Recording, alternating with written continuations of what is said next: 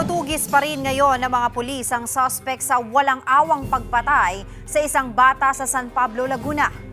Biyernes nang matagpuan sa Sagingan ang wala ng buhay na katawan ng 8 anyos na biktimang si Totoy. Baka sa biktima ang mga tinamo nitong saksak at taga sa muka at katawan. Kwento ng pamilya ng biktima, naghahanda lang papasok sa klase ang bata nang bigla itong mawala. Inakala pa nila nung una na sumabay na sa mga kapitbahay pagpasok pero patay na nang makita ang bata. Palaisipan pa rin sa pamilya ang motibo at kung sino ang pumatay kay Totoy. Nag-alok na ng 50,000 pesos na pabuya ang barangay sa makapagtuturo sa suspect. Ang pinakang fatal niya pong blow is dito po. Parang may cut siya dito. Tapos pwede ko po kayong hawakan dito po. Na hanggang dito po na tumapyas po. Wala po siyang tenga.